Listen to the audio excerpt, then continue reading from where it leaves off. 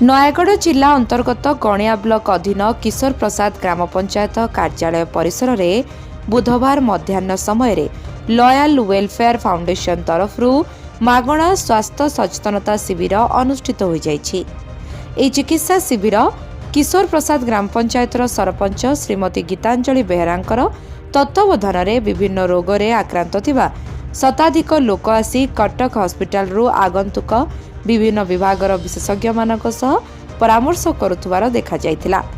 एही चिकित्सा शिविर में ऑर्थोपेडिक विभागर विशेषज्ञ शक्ति स्वरूप महांती, भेषज विशेषज्ञ पयत कुमार त्रिपाठी, आईसीयू विशेषज्ञ एसके सिराज, लॉयल फाउंडेशन रो नयागढ़ जिला मैनेजिंग ट्रस्टिंग आदित्य कुमार जयसिंह, सहायक तन्मय रंजन साहू रोगी मानक मागणा परीक्षा निरीक्षा करी उत्तम चिकित्सा करने सहित औषध बंटन करथिले। विभिन्न रोग में पीड़ित 20 व्यक्ति को अस्त्रोपचार पाई कटक नेबाकू व्यवस्था मध्य करा जायछि।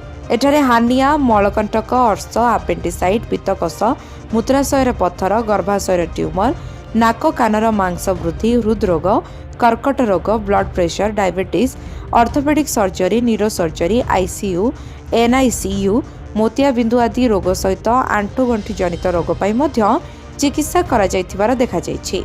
मु डॉक्टर शक्ति स्वरूप महांती आम रेनबो हॉस्पिटल कटक आसीचु। आज जो मेगा स्वास्थ्य शिविर जोटा आम आयोजन कर लॉयल वेलफेयर फाउंडेशन पक्षर एक बृहत स्वास्थ्य शिविर से शिविर में जहाँ पेसेंट सब आम विभिन्न रोग निरूपण नहीं से सब निरूपण आम एक डाक्तरी दल आज आपण अंचल आज पहुँचुचु जहाद्वारा कि रोगी मानकर रोगर सचेतनता सहित आम साहाय्य करें विभिन्न औषध कि कौन से अस्त्रोपचार मध्यम। तो से आम विशेष विशेष धन्यवाद दूचु ये फाउंडेशन को एवं आम आगामी दिन में चेष्टा करवा फाउंडेशन केमती आहरी अधिक अधिक स्वास्थ्य शिविर एमती आयोजन करके लोक मान मन में जो अच्छी स्वास्थ्य सचेतनता आम धीरे धीरे आनिबा एवं ये जो सब समस्या से दैनंदिन जीवन में सब लोक रही से सब आम केमती दूर करें आमर आगामी दिन लक्ष्य। कटक रेनबो हॉस्पिटल आसुँ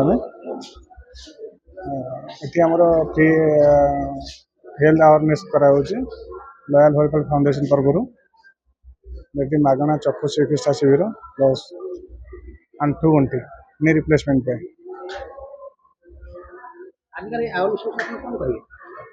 ना एटिकार माने लोक भल माने आम आगुरी भी नहीं मैंने रेस्पन्स भल भी आखि ये लोक आगुरी ऑपरेशन होते भी माने नी रिप्लेसमेंट भी होती फाउंडेशन तरफ समस्ते भल रेस्पन्स भी देते। हाँ आगुरी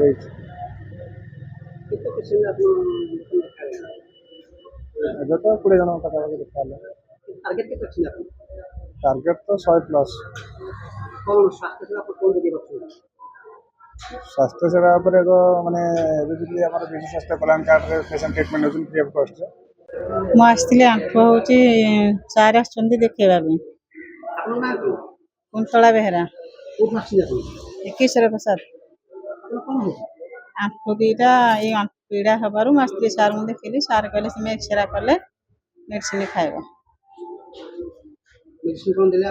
मेडिसिन देना तेबे कि कम जाननी दे संदे कले सार एक्सरे कले मेडिसिन खाइबे आ तुम किंदी बाहर फिंगा मेडिसिन खाओनी आपन डॉक्टर को देखाले। हां सर डॉक्टर दा कहले आपन खुशी अछि। हां खुशी अछि। ना होची सोमनाथ पूजकराय इंदिपटा ग्राम पोस्ट ऑफिस किशोर प्रसाद थाना गणिया जिला नयागढ़। आपन ठीक करे बसछि मु आसली सुनिली जे कटक रु आछंती डाक्टर बाबू जे वर्तमान रोग देखिबाकू आखि आउ आंठू गंठी बात पाई मोर आंठू गंठी बात जो मुझे चली पार नहीं कि मुझे देखिली जे ऑपरेशन हवा को शुणिली तेणु मु ऑपरेशन हवा हेतु मो सार को देखा कर पार्ली कहले ऑपरेशन हो जापरि तेणु से उद्देश्य करके जाऊँगी।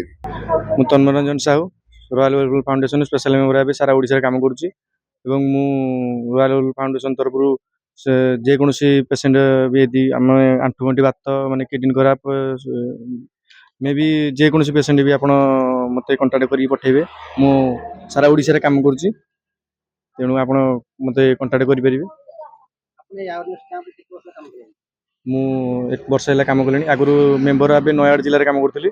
ଏବେ ସୋସିଆଲ ମେମ୍ବର ଭାବେ ସାରା ଓଡ଼ିଶାରେ କାମ କରୁଛି। ରୟାଲ ଫେୟାର ଫାଉଣ୍ଡେସନରୁ କହୁଛି ଆଦିତ୍ୟ କୁମାର ଜୟସିଂ। ମୁଁ ରୟାଲ ଫେୟାର ଫାଉଣ୍ଡେସନର ମ୍ୟାନେଜିଂ ଟ୍ରଷ୍ଟି। ଆଉ ଆମେ ସବୁ ଓଡ଼ିଶା ଜାଗାରେ ହେଲ୍ଥ କ୍ୟାମ୍ପ କରୁଛୁ। ଅଲଗା ଅଲଗା ଗାଁ ବୁଲିକି ଅଲଗା ଅଲଗା ପଞ୍ଚାୟତ ବୁଲିକି ଆମେ ପେସେଣ୍ଟମାନଙ୍କୁ ଫ୍ରି ଟ୍ରିଟମେଣ୍ଟ ଦେଉଛୁ, ଫ୍ରି ମେଡ଼ିସିନ ପ୍ରୋଭାଇଡ଼ କରୁଛୁ। ପ୍ଲସ୍ ଆମେ ତାଙ୍କର ଯଦି BSKY କାର୍ଡ଼ ନାହିଁ କି କିଛି ବି ହେଲ୍ଥ କାର୍ଡ଼ ନାହିଁ ତାହେଲେ ଆମେ ତାଙ୍କ ପାଇଁ ଫ୍ରି ଫଣ୍ଡ ଅର୍ଗାନାଇଜ କରୁଛୁ। ଆଉ ଫଣ୍ଡ ଅର୍ଗାନାଇଜରୁ ଆମେ ତାଙ୍କର ଫ୍ରି ଟ୍ରିଟମେଣ୍ଟ ବି କରାଉଛୁ। ଗଡ଼ିଆରୁ ସଦାଶିବ ପାତ୍ରଙ୍କ ରିପୋର୍ଟ, ଲିଭ୍ ଲାଇଫ୍ ଓଡ଼ିଆ।